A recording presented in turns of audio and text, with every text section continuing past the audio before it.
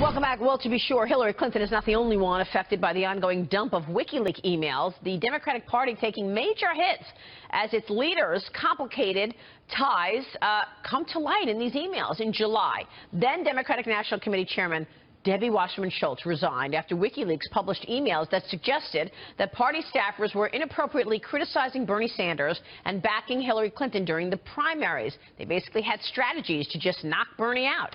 And then DNC interim chairwoman Donna Brazile is facing similar criticism for giving the Clinton campaign questions that were going to be asked at the Democratic National Debate in Flint, Michigan. Joining us right now is former VA Secretary and former GOP Chairman Jim Nicholson. Good to see you, Mr. Chairman. Thanks so much for joining us. Morning. So give us your take, first off, on these WikiLeaks dumps and what's been happening as a result. Normally you would see people say, you know what, this is not right. They're going into people's emails and you're revealing, private stuff. But at the same time, we're learning a lot.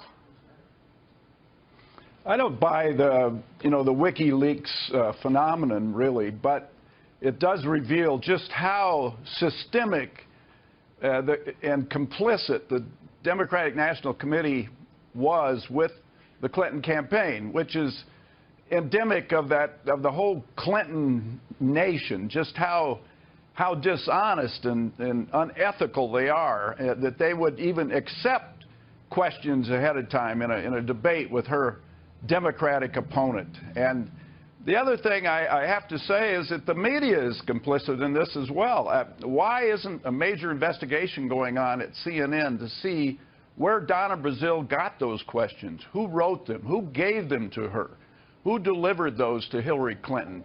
But primarily, what went wrong at CNN, a respected media outlet? I have friends there for whom I have a lot of respect, but they ought to be outraged about this. So what about but that? I haven't seen anything about that. But my question, sir, is not about that, because at the end of the day, as I was explaining to my two sons, it's not that she got the information from CNN, the fact that she took it.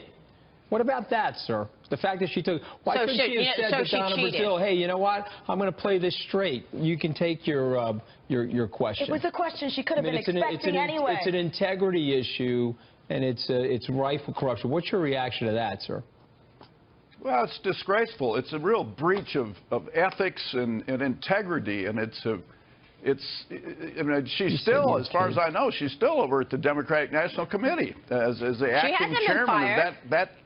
No, she hasn't been fired. She's still over there. So it just speaks to how dishonest and how disgracefully complicit the whole Democratic machine is. And it bespeaks the Clinton world from the time that they arrived in the national scene. We've just seen all this slime that hangs on them and continues to follow them as they go upward for some reasons, climbing over people and using whatever means and showing total disdain for the law and transparency. It doesn't apply to them. It applies to everyone else. Well, but we not also them. saw it with the James O'Keefe videos, right? You had all those operatives and those consultants saying, yeah, we're hiring people to go and incite violence at Trump rallies.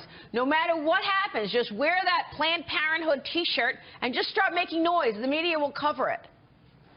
That's a Soviet tactic. That's a KGB tactic.